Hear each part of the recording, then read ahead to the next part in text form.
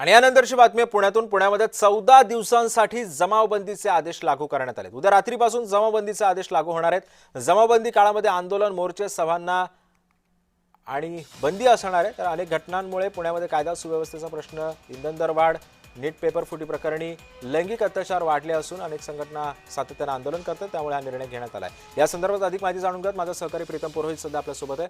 प्रीतम, 14 दिवसांसाठीची संचारबंदी करण्यात आलेली आहे, जमावबंदी करण्यात आलेली आहे। काय माहिती आहे, काय कारण आहेत या निर्णयामागे?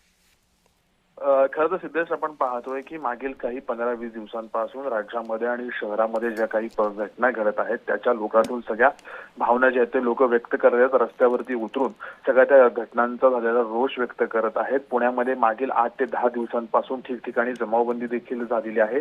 आज देखील आदेश पारित करण्यात आले आणि पुण्यातील सर्व हॉटेल्स जे आहेत प्रमुख भागात ते रात्री 10 नंतर बंद करण्यात येतात। त्याच्यामुळे हॉटेल व्यावसायिक, हॉटेल चालक ते देखील आहेत, ते देखील ह्या सगळ्या गोष्टीचा विरोध करत आहेत। पुणे पोलिसांना पुष्पगुच्छ देऊन त्यांनी ह्या घटनेचा सगळा निषेध नोंदवला। मात्र पुणे पोलीस जे आहेत ते वाढती गुन्हेगारी, त्याचबरोबर आता जे राज्यातील नीट प्रकरण असेल, लैंगिक अत्याचार प्रकरण असेल किंवा शहरातील एकूण सगळं वातावरण असेल त्याच्यावर आणखी हिंसक काही होऊ नये म्हणून पुणे पोलिसांनी जी आहे ती जमावबंदी घातलेली आहे। कारण आता शहरामध्ये ठिकठिकाणी चौकाचौकामध्ये प्रत्येक पक्षाचे, संघटनेचे कार्यकर्ते ते एकत्र येऊन आंदोलन करतायत। त्याच्यावर दुसरा मुद्दा आहे महत्वाचा, तो पेट्रोल दरवाढीचा। पेट्रोल दरवाढी दिवसेंदिवस वाढत आहे, लोक महागाईमुळे भरडले जात आहेत।